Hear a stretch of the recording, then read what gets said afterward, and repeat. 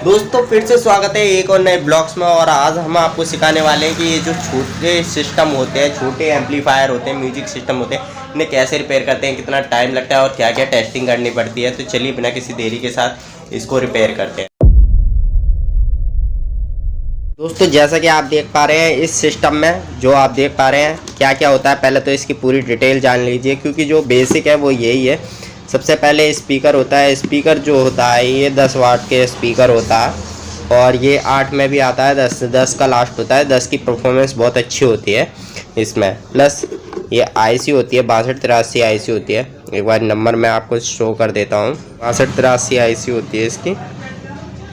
और ये ट्रांसफॉर्म होता है। इसमें आप 909 का भी लगा सकते हैं, 09 का भी लगा सकते हैं आप, और 12 का भी लगा सकते हैं आप। 12 का 1 एम्पियर तक का यूज़ कीजिए, उससे ऊपर मत कीजिए। और अगर आप 09 का लगाते हैं तो आप 2 एम्पियर तक भी यूज़ कर सकते हैं। इससे ज़्यादा लोड ये आईसी नहीं ले पाएगी। और जितना ही मतलब कि आपका एम्पियर हाई होगा उतना ही अच्छा वॉल्यूम निकलेगा और उतनी तेज़ इसमें आवाज़ निकलती है। अब बात कर लेते हैं इनके पोटेंशियल मीटर की। तो पोटेंशियल मीटर को आप कार्ड के साथ कनेक्ट कर सकते हैं। और पोटेंशियल मीटर का जो ग्राउंड होता है, एक बार आप पोटेंशियल मीटर को इस तरीके से पकड़ते हैं, ये सीधा होता है पोटेंशियल मीटर, तो इसका ये हमेशा ग्राउंड रहता है।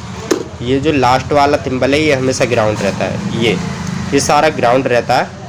और इस वाले पे हम जो इनपुट देते हैं और यहाँ से आउटपुट लेते हैं। यानी कि अगर हमारी कार्ड से ऑडियो आ रही है तो हम इधर देंगे, और जिस सेक्शन पे हमें कार्ड पे मतलब कि सप्लाई पे ऑडियो देनी है वो हम बीच वाले से ले जाके सप्लाई पे इस पे कनेक्ट कर देंगे। कहने का मतलब मेरा ये है कि कार्ड से हम इस वाले थिम्बल पर ऑडियो लेंगे और बीच वाले से उठाकर हम कार्ड पे देंगे, और कार्ड से हमारा ऑडियो निकल के स्पीकर तक ट्रांसफ़र होगा।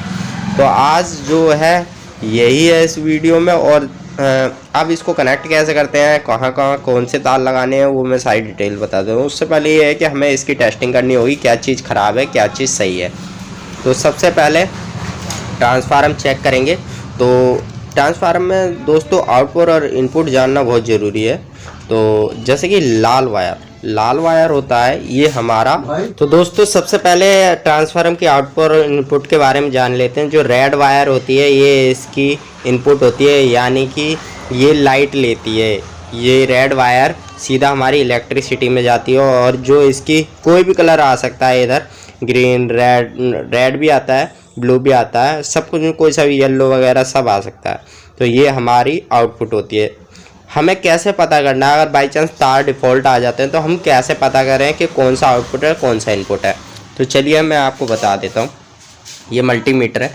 मल्टीमीटर को आपको कंटिन्यूटी मोड पर रखना है। कंटिन्यूटी मोड मैं दिखा दे रहा हूँ कहाँ होता है। जो बजर होता है ये देखिए, ये बजर है और ये बजर ही आपका कंटिन्यू मोड होता है। कंटिन्यू मोड को जब आप चेक करोगे तो किस तरीके से, जब इसकी क्रॉप्स होती हैं, दोनों क्रॉप्स को पकड़कर जब आप आपस में मिलाओगे तो ये देखिए यहाँ पे 0 आ जाएगा।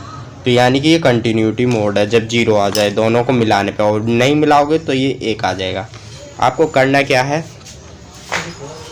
ट्रांसफार्मर की दोनों तारों पे जब आप एक करके, एक इस पे एक और एक इस पे लगाओगे, तो जो हमारा आउटपुट होगा उस पे हमारी 1 या 2 नंबर शो करेगी, और जो हमारा इनपुट होगा उस पे काफ़ी सारे काउंटिंग शो करेगी, जैसे 300, 400, 500, 200, 100।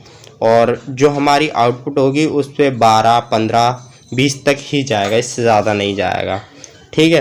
तो ये तो हो गई ट्रांसफार्मर चेकिंग की बात। दूसरी पोटेंशियल मीटर हो गए। पोटेंशियल मीटर को अगर आप चेक करना चाहते हैं ख़राब है या सही है, तो आपको क्या करना है, ग्राउंड पे तो देखो चेक नहीं होता है, आउटपुट और इनपुट को ही हम चेक कर सकते हैं। तो वॉल्यूम को पूरा फुल कर दीजिए। उसके बाद एक क्रॉप्स पे यहाँ लगाइए और एक यहाँ लगाइए क्रॉप्स को, दोनों क्रॉप्स में एक यहाँ लगानी है, एक यहाँ लगानी है।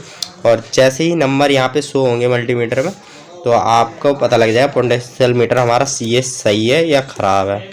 कार्ड को आप ऑडियो चेक करना है। तो दोस्तों अगर लाइट कार्ड में आ रही है तो ये बहुत कम रेयर फॉल्ट आता है कि ऑडियो ना निकले। वैसे ऑडियो निकलता ही है, ये फॉल्ट बहुत कम आता है, किसी में आता है, फटी आवाज़ आती है, उससे ज़्यादा नहीं आता है। अब बात कर लेते हैं इस आईसी की। तो दोस्तों वैसे इसमें ख़ास कुछ होता नहीं है। जैसे कि डायोड होते हैं, डायोड आप देख रहे हो बिल्कुल सही है। चेक करने का तरीका मैं आपको बता देता हूँ। आप डायोड पे अगर एक प्रॉप से इधर और एक प्रॉप से इधर लगाते हैं, नंबर आते हैं तो डायोड सही है। और बीप या बीप की आवाज़ आती है या वहाँ पे नंबर 0 हो जाते हैं या नंबर कोई शो नहीं करता है तो ये ख़राब है, ठीक है। अब कैपेसिटर देखो फटा है, फूला है तो ही ख़राब है, वैसे जल्दी ख़राब नहीं होते हैं। बाकी इसमें कुछ खास नहीं होता। और 62 आईसी आपको चेंज कर देनी है। यदि ऑडियो नहीं आ रहा है तो यही आईसी चेक कर देनी है। तो दोस्तों जानकारी दी गई, आपको सही से समझ में आई होगी। जिस किसी भी भाई को सही से समझ में नहीं आई है कमेंट बॉक्स कीजिए। और फिर मिलते हैं किसी नए अपडेट और नई वीडियो या रिपेयरिंग के साथ। बस इस वीडियो को यहीं करते हैं एंड। ब्लॉग काफ़ी बड़ा हो